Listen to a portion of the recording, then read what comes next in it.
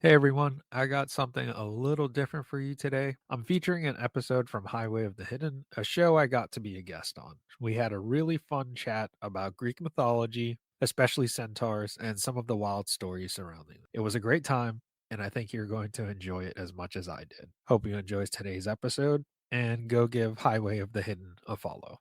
Thank you. 4, 3, 2, 1.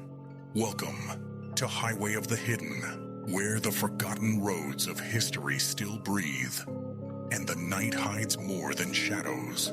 Here, the restless dead whisper in the dark, cryptids stalk the tree line, and conspiracies linger just out of sight. Every mile takes us deeper into the unknown, and every story carries a chill. So buckle up and join me as we take a ride down the highway.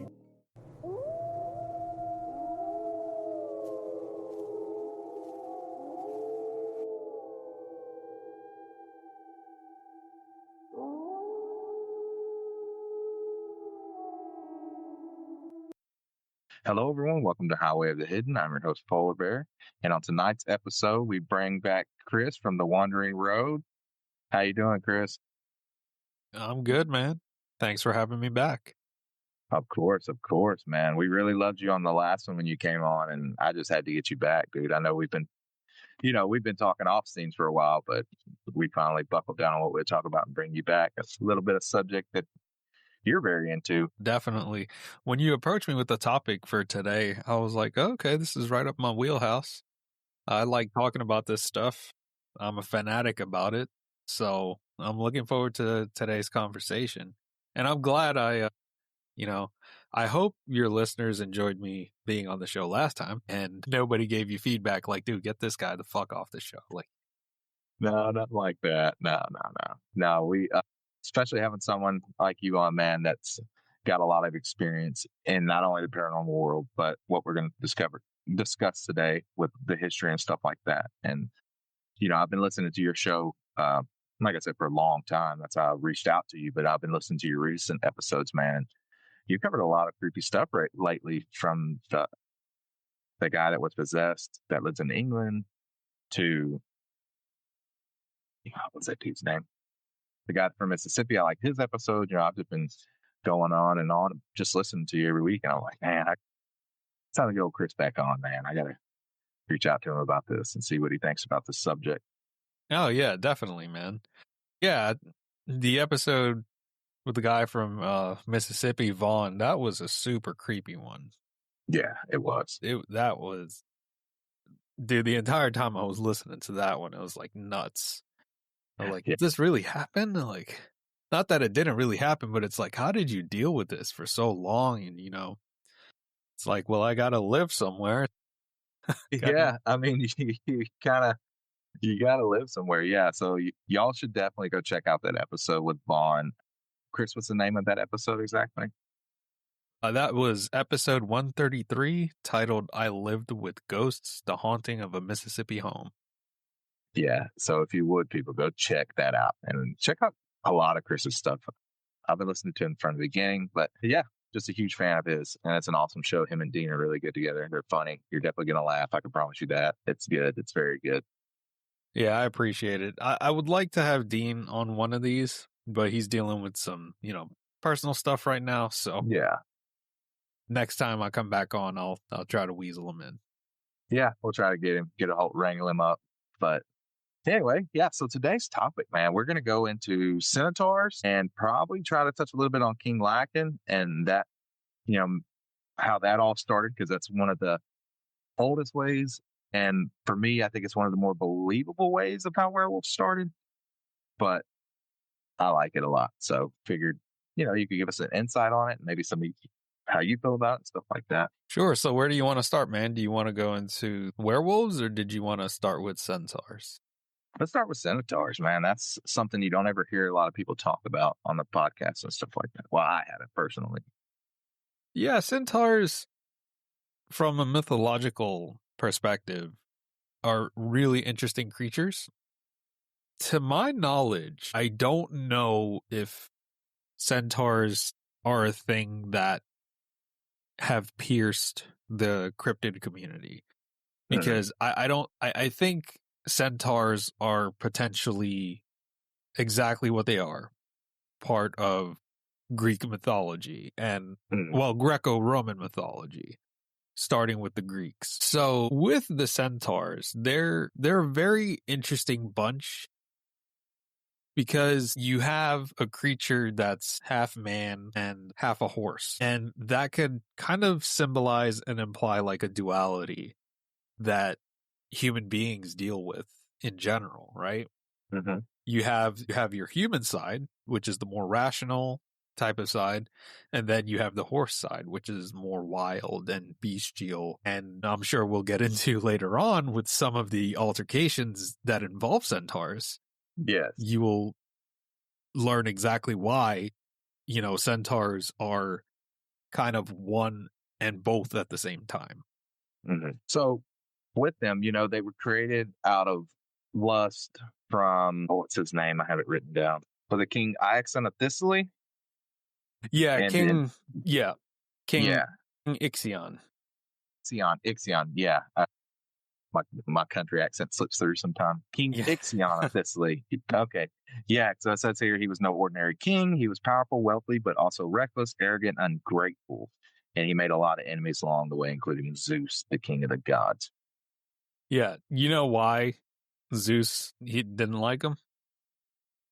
He was trying to bang his wife, Hera. Yeah. So, so the story goes with Ixion, he had this fascination with Hera, which I'm sure any mortal would have with any goddess. Right.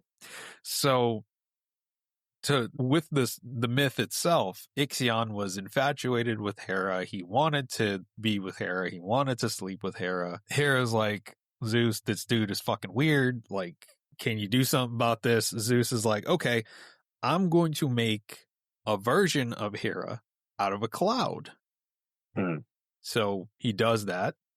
Ixion comes along, sees that version of Hera, does stuff with that version of Hera, which then becomes pregnant, which then gives birth to the centaurs. Yeah. See, that's what's weird about it, right? Like that story is because like it's a cloud, but how does it? So that's one thing with Greek mythology that you try to understand, but it's like you really won't get it at the same time. Right. So the way that I take it is that Zeus took like this cloud, turned it into like a living thing in the form of Hera, to the point where it could like have kids. Because when you delve further into Greek mythology, you'll see like Zeus came in the form of like a cloud and like had a rainstorm over some king's wife, and now she's pregnant with Zeus's child. It's like, it's one of those things where it's just really random. Like Zeus will come as a bird and like these different shapes and does something like that. That's just awkward. He will like the birds will flap its wings and ta-da, like this princess is pregnant and she's been locked away in a tower for 15 years. How did that happen? Must have been the gods. Okay. Yeah. So yeah. And with that, that's, I guess, how they're born. And then if we look, as we'll dive deeper into them, they're very strange, and you don't, and what's crazy is like, you don't really hear much about them in any other culture. I mean, I have a little bit of them in some cultures, but not very many, like a centaur type creature. And I always thought, oh, hey, maybe it's around the world, but like what you said, it hasn't broke into the cryptid realm. I think is because I guess it's like Greek mythology. It's not really a cryptid, it's just kind of, but that's where we get like the constellations, like Sagittarius. Who's the other one? There's so many on here. Lost my train of thought. Okay. When the Centaurs and the Lapis went to war, have you heard about that? Yeah, I'm familiar with that. It's what is the term that they use for it? We use these terms a lot in my classics classes. Centaurnomachy. The Centaurnomachy. Yeah. The Centaurnomachy. Yes, that's it. So that story of how they kind of. Yes. Okay, you mind You mind sharing that one and telling us how they battled out and all that good stuff? Yeah, definitely. Okay. Yeah, dude. So the Battle of the Lapiths and Centaurs, or it's also called the Centauromachi. And basically, this was a battle between the Lapiths and the Centaurs. So what happened was that Pirithous, Pirithous, who was the king of the Lapiths, he was getting married. And with the wedding, they have a feast afterwards. And what the king did was invited the Centaurs. The Centaurs were their neighbors. The Lapiths were like I believe they were from like the region of Thessaly. So Thessaly is like if you think of the Greek peninsula, it's a little bit north of Athens. So they're like the one area where like you can find horses, Right. where horses are in abundance, right? So because of that, that's where the Centaurs lived. They lived next to the kingdom of the Lapiths. So the king, being good-hearted, was like, hey guys, I'm getting married. We're going to have this massive feast. So I want to invite you guys, and you are welcome to come to the wedding. So the Centaurs are like, fine, we'll come. We'll be respectful of your kingdom and whatever. The day of the wedding rolls by, and, the wine is flowing. Everybody's having a good time. Then the Centaurs start to get drunk. They have a little too much wine, right? And what happened next is that I forget which of the Centaurs decides, hey, the queen is fine. I want to sleep with her.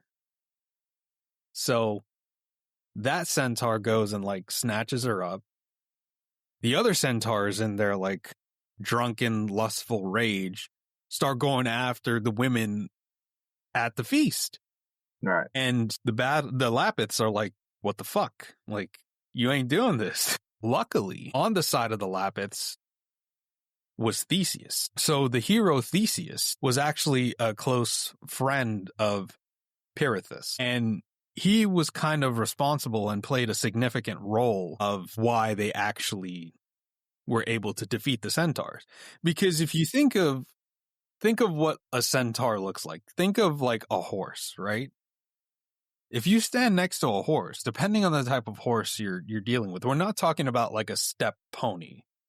Right. We're talking like a full-grown horse. Yeah, you're talking like a full-grown like war horse, or like you go to like an equestrian. So the Centaurs, they start to get drunk. One of the Centaurs tries to assault the queen, the bride, and all of the other Centaurs, in their lustful, drunken rage, try to do the same to the other women. So they like start snatching up the women and like the children and stuff to assault them. And then the Lapiths, the men, start to fight back.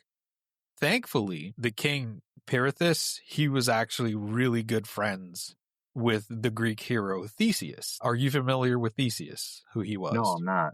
So Theseus, the hero of Athens, he was responsible for slaying the Minotaur on the island of Crete.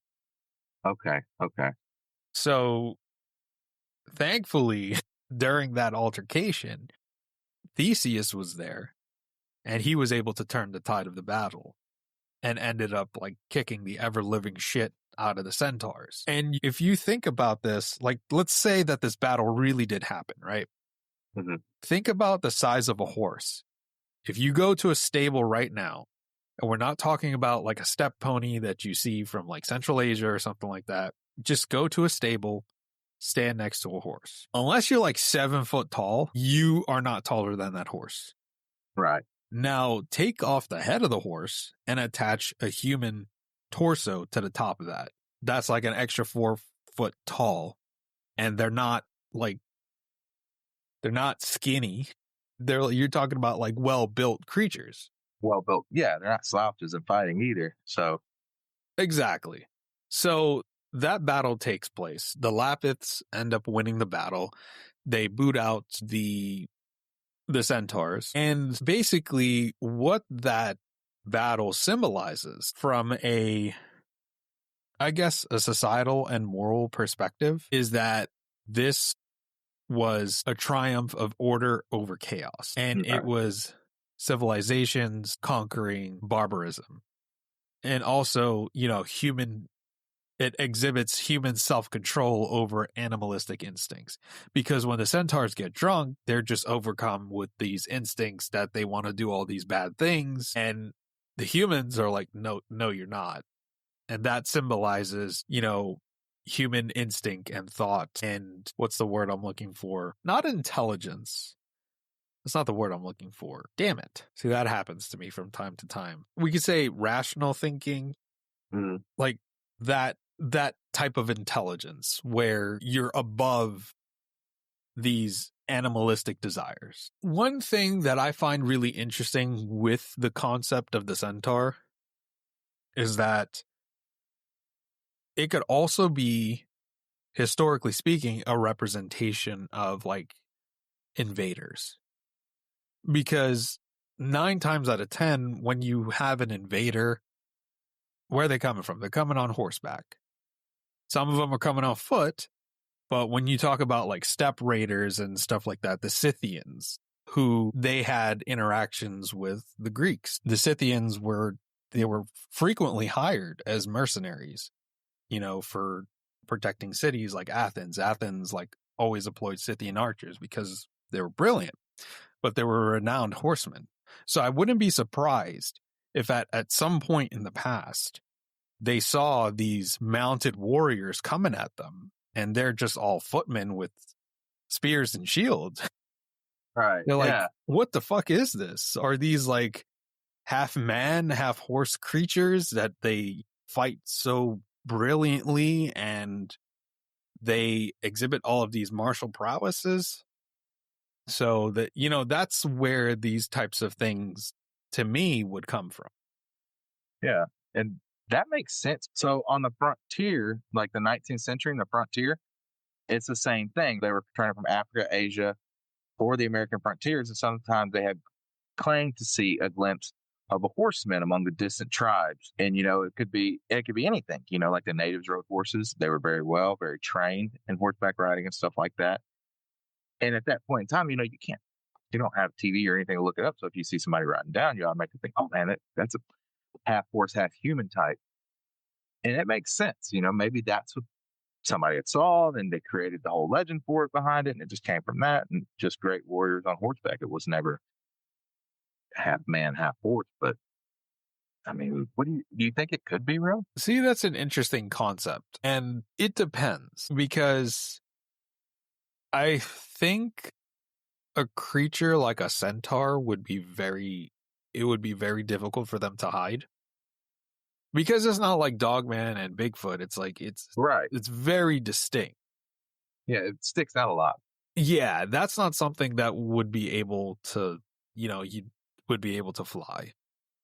Right. But with the intelligence that it would have, right, from thousands of years of living, let's not, go on a tangent. We're going to argue whether it's real or not. But I mean, the possibility of it being real, it could be hidden somewhere where they don't, where we haven't explored, or, you know what I mean? Yeah. Yeah, I believe so. Because when you look at mythology, the reason mythology exists is to explain something they don't understand. Yeah. So it's always within the realm of possibility that we might not have discovered something yet that could prove centaurs existed. Yeah. Same thing with giants or something of that sort, And when I say giants, I'm specifically referring to the Cyclopses. Okay. Yeah. See, that too. And that ties into the biblical, the Nephilim, and going from there, because they were 100 foot tall, and it just broke down into sections. I seen a video today, and it's breaking it down like the height of them. Some of them were 100, and then like the smallest ones, like the weaker ones, were like 20 foot. Right. Yeah. And and it's definitely could be it could have happened. I mean, they find giant skulls all the time. So I mean, yeah, they take them to the Smithsonian. You never hear them again, but when they do discover it, man, it gets out. People talk about it. It's one of those things like the Cyclops. And I'm just my personal opinion.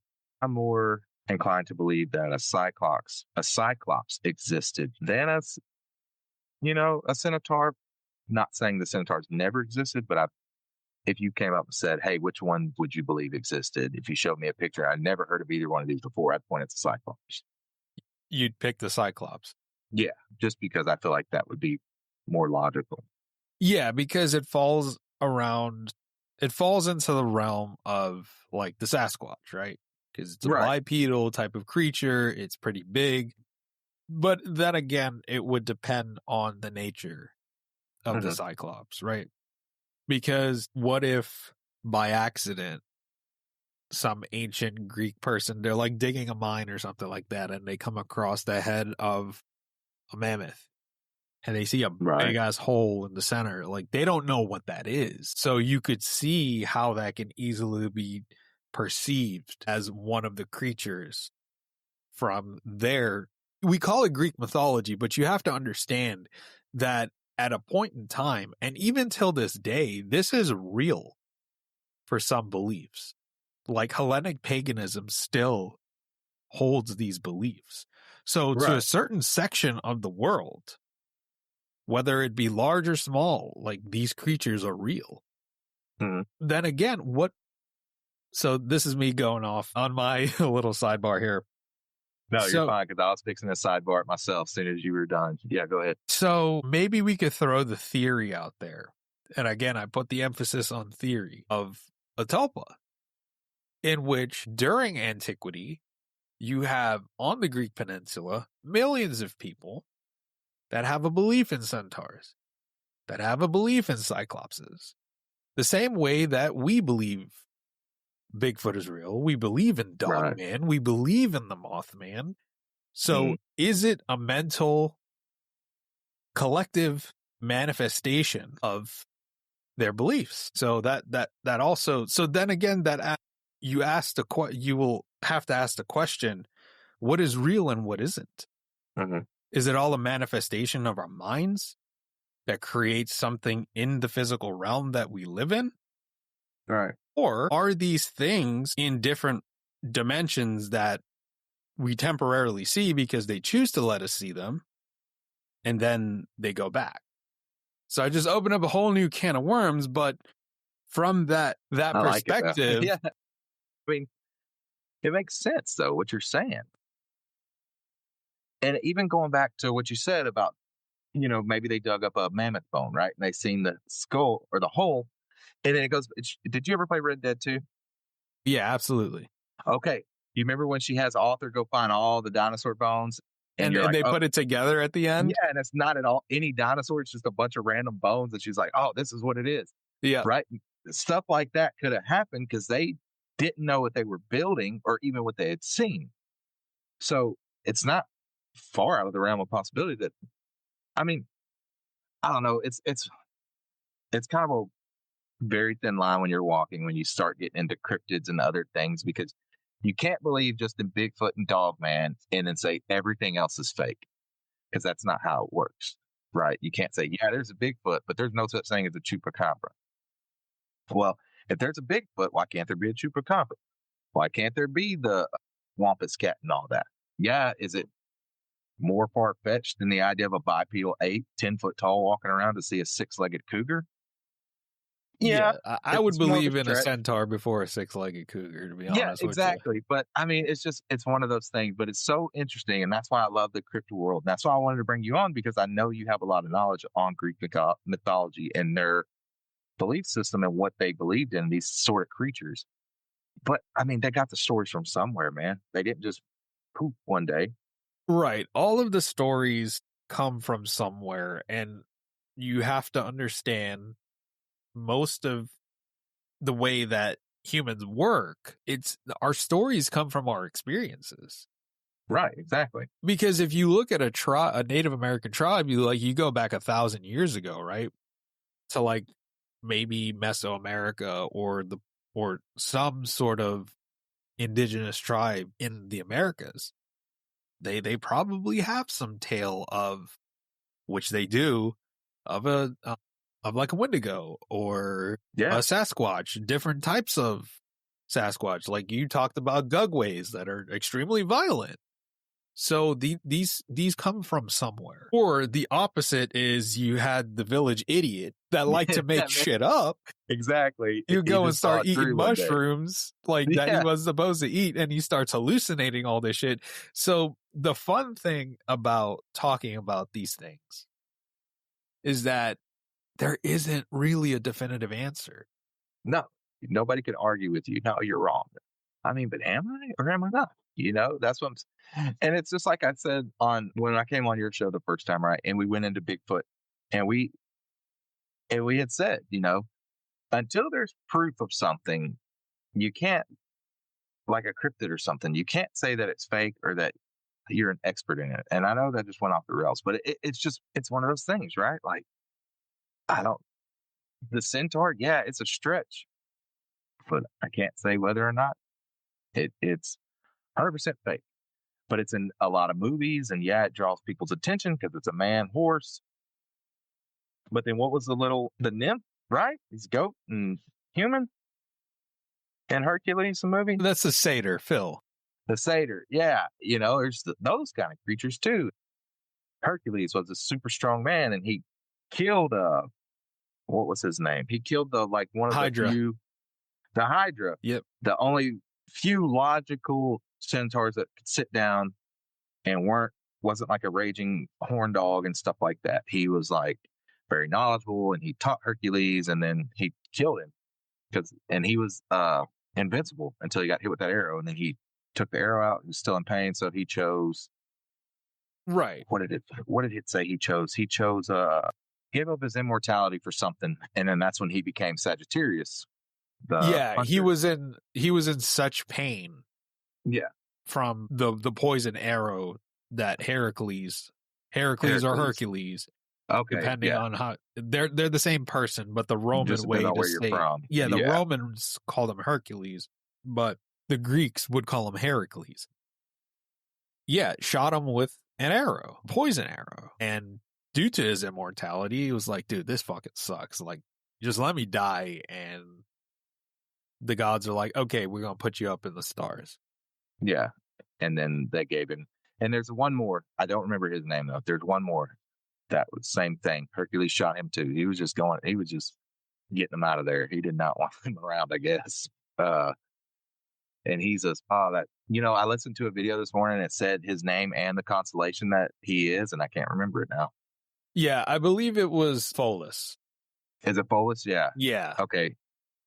Yeah, because I watched that video this morning, and then I sent you the notes that I had on the show. It's like a freaking book. It's hard to read all that, but I was prepared, man. I was like, look, I know I'm going against someone that knows what they're talking about, and I wanted to have all this ready so you could kind of fact check and say, yeah, okay, this is right. Because sometimes you read things on the internet and you write it down, and you're like, oh, it makes no damn sense. And there was one story that I wanted to talk about. It involves Hercules, whatever you want to call him. Yeah. So basically, it comes after Hercules finishes the 12 labors, if you're familiar with the 12 labors of Hercules. And for those that are not familiar with it, go ahead and look it up. It's actually a fun myth about Hercules and all the bullshit that he had to deal with because Hera hated him. And what's funny is that his name is like based from her name. And she can't stand him. And she can't stand him. She can't stand him. And I forget the name of I think it was like his cousin or something like that he was a king that essentially gave him the 12 labors.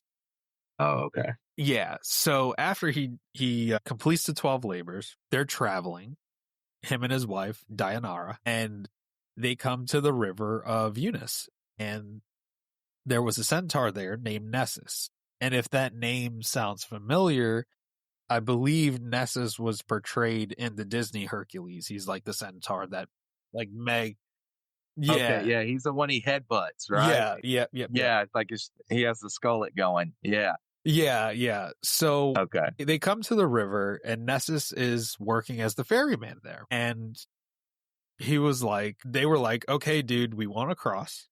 So Nessus was like, fine. And he offered to take Dianara across, and Heracles would swim across. But once they were across the river, he was like, I got your wife. She looks really good. I'm running off with her. Hercules was like, no, you're not. And what he does is he takes one of the poison arrows that was dipped in the Hydra's blood, shoots him, and kills him. Mhm. So Hercules has this vendetta with the Centaurs, which was just kind of interesting. He's responsible for taking down quite a lot of them.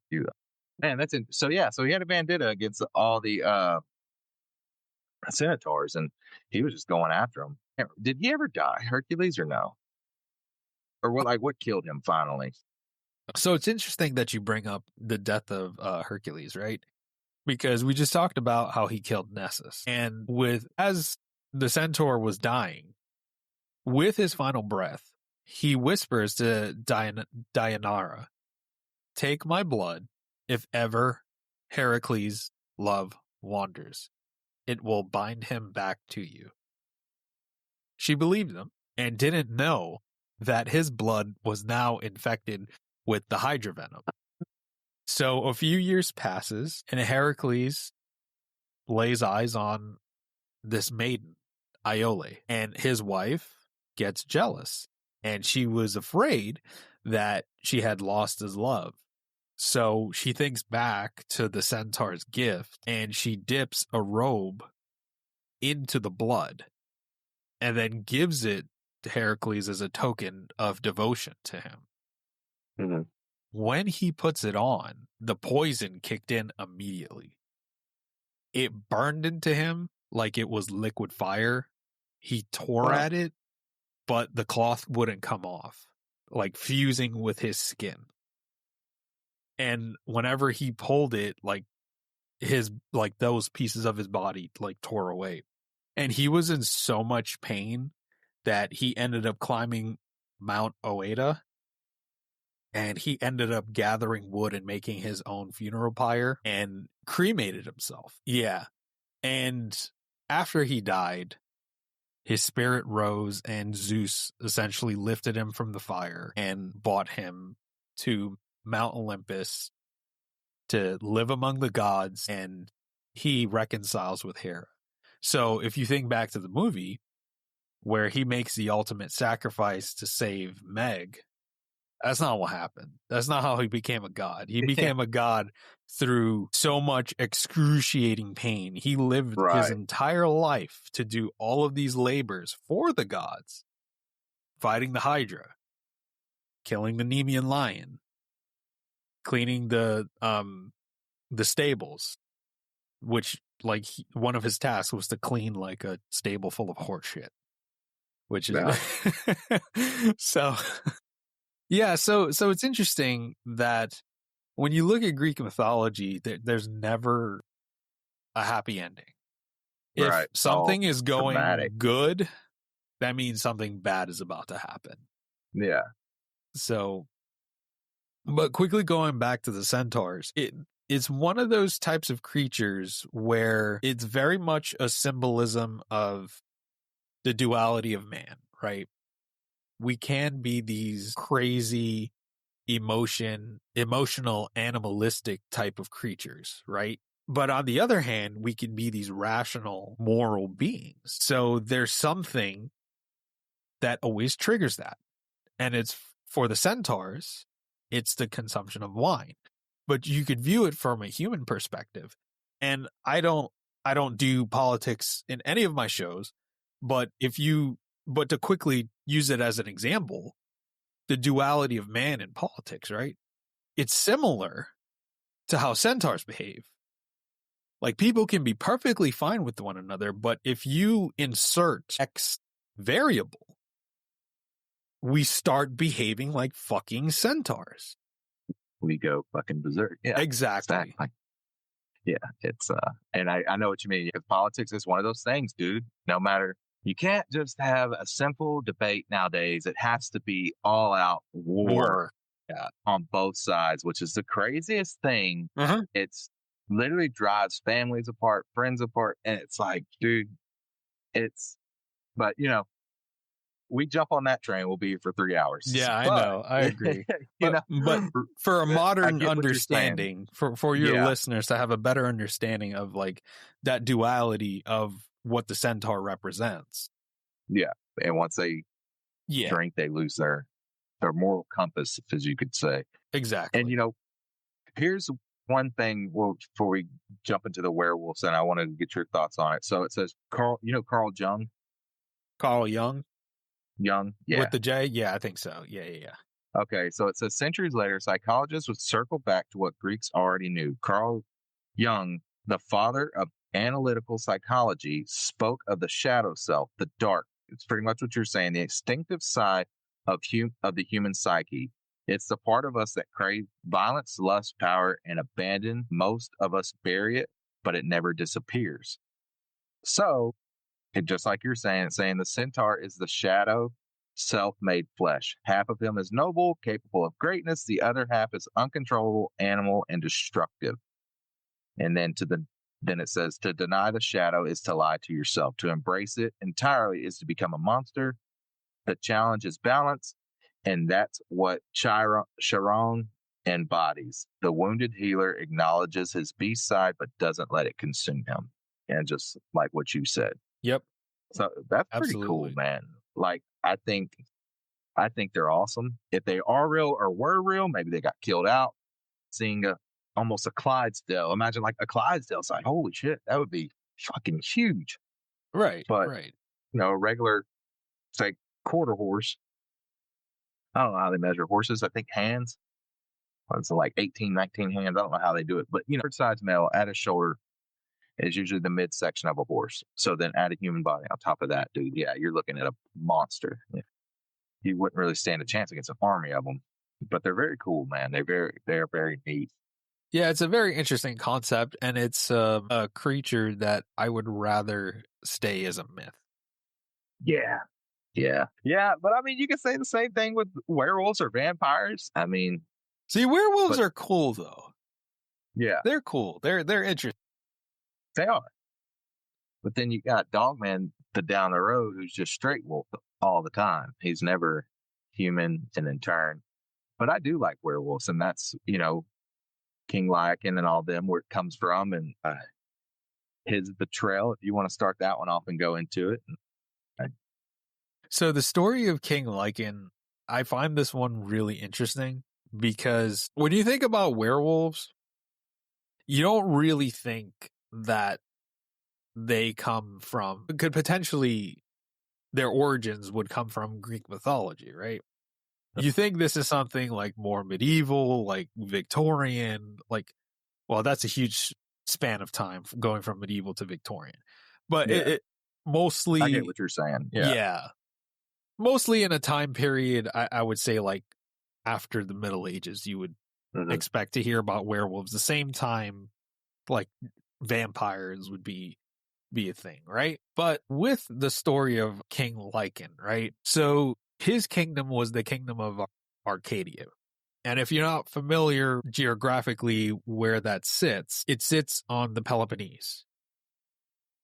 And with the Peloponnese and that area that Arcadia sat in, it was always viewed as like a wild, rustic type of land with shepherds, hunters, and a place that had primal rituals, right? So it already had a negative connotation associated to it because of the mountainous area, the rugged landscape around it. So if you think of a rugged landscape, you automatically think, those people are rugged, they're a bit barbaric, they're below standards of, traditional civilization type of thing. They were still Greek, but they were still viewed as, like we're up here, Athens is up here, but Arcadians are kind of down here. Yeah. So with the story of King Lycan there's a couple of stories that I heard, versions of this myth that I heard, right? That in that kingdom, they always made sacrifices to the gods. They always worshiped the gods, and, they were renowned for their piety. But when you go to Ovid's Metamorphoses, he portrays Lycon as a cruel and impious king. But the crux of the story is that Zeus goes to Arcadia himself to see what the king is like. Zeus gets there and he gets welcome, and they bring him to like the palace or whatever. And they're like, whatever, stranger or something like that, traveler, the king will prepare a dinner for you. So they prepared the dinner, but here's the thing. They don't use regular meat. They use human flesh. And previously, Zeus had banned the sacrifice of humans to the gods. Mm-hmm. So what they were doing was directly violating the laws set up by Zeus. And they try to feed a meal of human flesh to Zeus. So there are a couple of ways this story goes. So they serve him the meal, and it's either one of the king's sons or that of a hostage. And the king didn't think anything of it. He's like, whatever, enjoy your meal. This is what you're having. And Zeus gets pissed off at the behavior of the king, and it enrages him. And as a result, Zeus strikes down the palace with lightning and then proceeds to transform King Lycan into a wolf. And that's where we get the concept of a werewolf. And that's, if you ever watch Underworld, what do they call them? They don't call them the Lycans. Exactly. Yeah. So, like, in your research, what did you find with regards to the story of King Lycan? Because I know there are multiple versions floating out there. So I'm curious to what you found in your research. So mine was a lot like yours. It's the same type of story. Same thing. It's like how Lycan of Arcadia, he was arrogant, cruel, and curious in the worst way, right? When he served Zeus a dish laced with human flesh to test if the guest was truly a god. So I'm guessing Zeus was claiming who he was supposed to be, but I don't think they believed him. Right. And that's why they brought the human flesh, because I guess they could tell the difference. They're gods, obviously, right? Right. Men were said to cross a sacred place, and they had to hang their clothes, so on and so forth, and they could go on 7 years without eating any human flesh. They could go back to human form, but if they didn't, they remained cursed with the wolf. But yeah, so it's the same. And like you said, there's so many different out there that say that, and every culture has a version of how werewolves are started. Even if you go down to the Norse and Celtic, they have the Ulfanar. I don't know. Ulfanar, Ulfheonar, Ulfnar. And they were wolf coats of Odin. They would wrap themselves in wolf pelts, and then they would turn into a werewolf in battle and just destroy everything that came about. Okay. It's interesting. I actually talked about that in my Dogman episode. Yeah. I remember you saying that. Yeah. And that's but yeah, so that's cool. And there's so many different cultures that have it. And so the Zeus one is like the main one that you can really look up, but there's so many different other variants of how the werewolf was started. And like you said, in Underworld, they're called Lycans, but their version was different. The werewolves at one time were just like Dogman-esque, right? They never transformed until dude, I love that movie, and I can't even think of the dude's name. The main werewolf. Was it Lycan? No. It was, oh my God. It wasn't the long-haired guy. The long-haired guy. It wasn't Michael, because Michael was the hybrid. He was a hybrid. He was the first. Lucian. Yeah, he was the first werewolf that could transform from man to wolf. And then he started his army. And that movie is badass. Yeah. And if you've never seen it, I suggest you watch it. But try not to go off the rails too much. When the vampires bring him in, and I've said this before, but when the vampires bring him in to trial and they kill Victor's daughter, the one that he loved, right? And then he just transported with the wolf's ass and jumps out the window.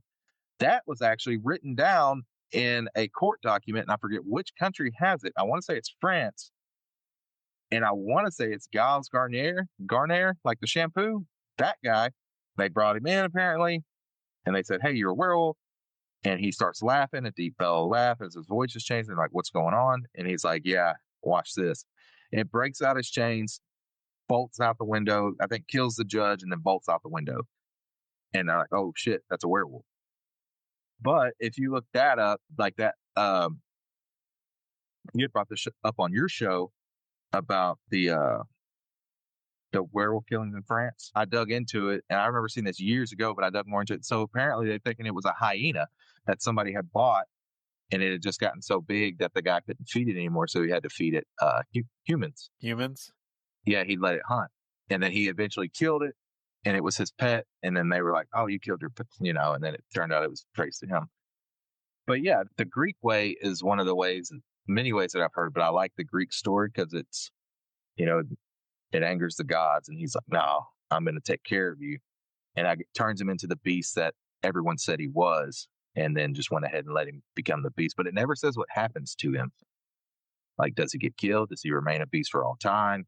And then that's when it kind of, like the underworld, that's where it goes into the two brothers, and he's the white wolf, I think, like at the very first one. That you remember they go into the tunnel and there's a werewolf, and I think it's him. And I think he's the white great werewolf that can never transform back into human form at all, no matter what he does. There's so many tales, man, and werewolves are so cool. Man, it's one of those things where, so the myth in itself, like, it doesn't specify if he dies.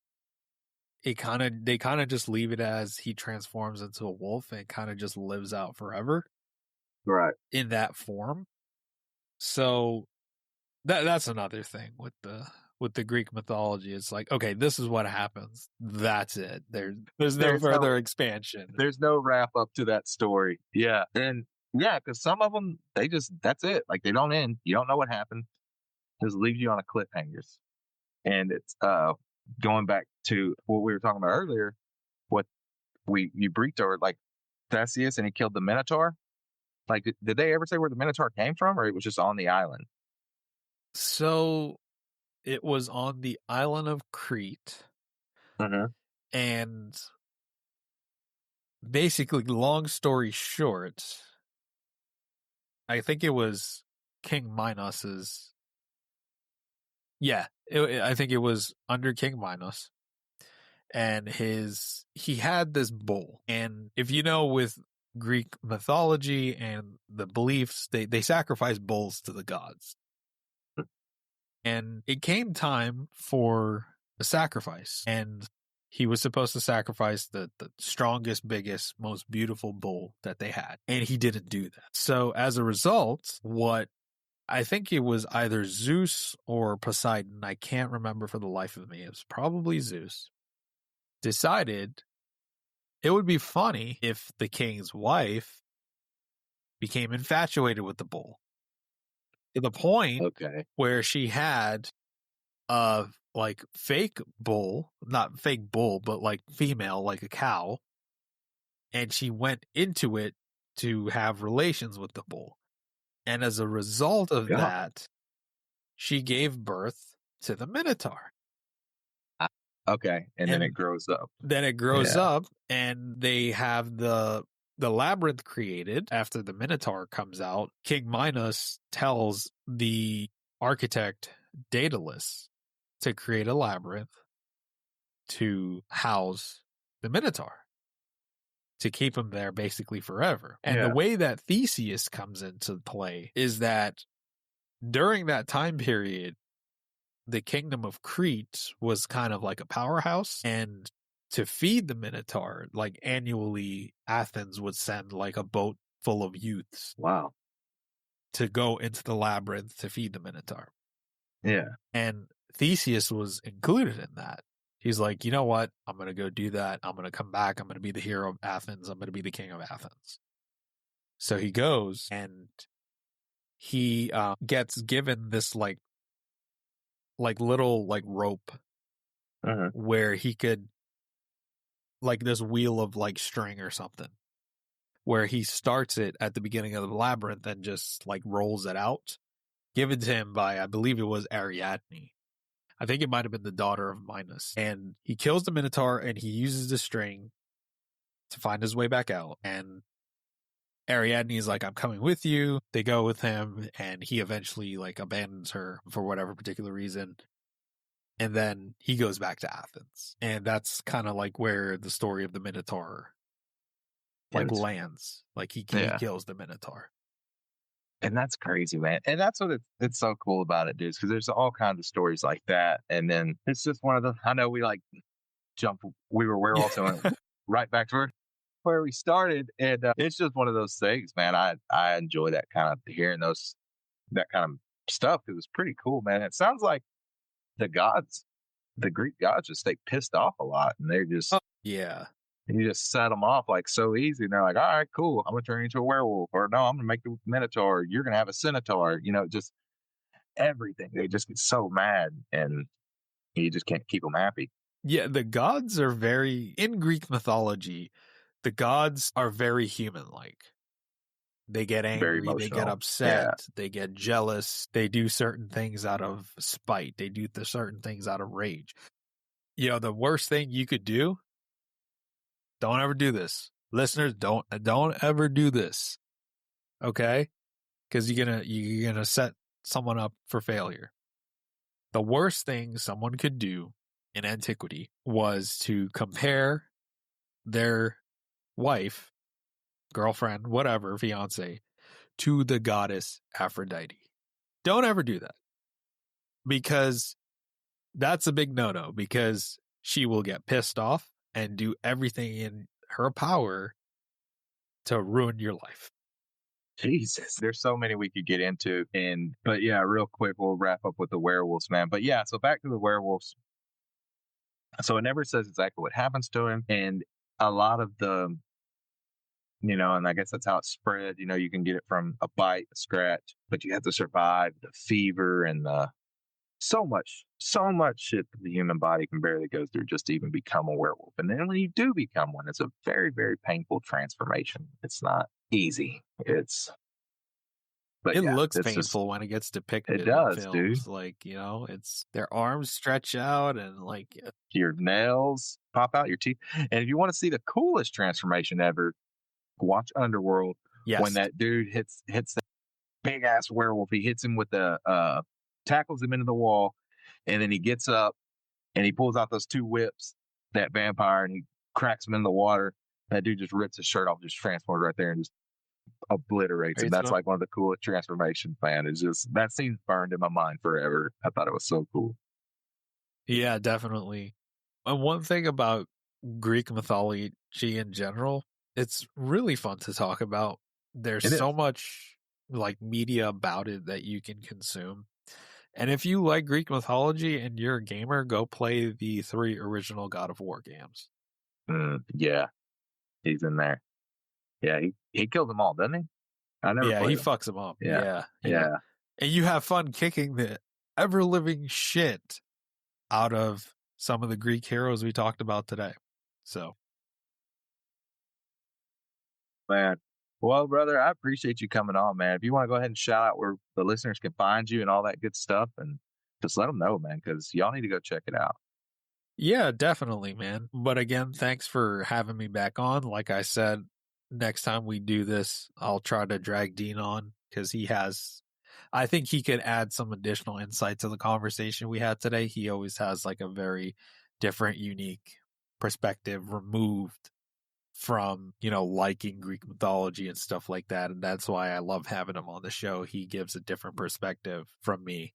But if you want to listen to the show, we're on Apple and Spotify, anywhere you could find a podcast. You search The Wandering Road and we will come up. We just released our 135th episode, which I didn't think I'd get past episode 10, dude. So we are 15 away for 150, which is nuts. That's a big deal. Yeah, absolutely, man.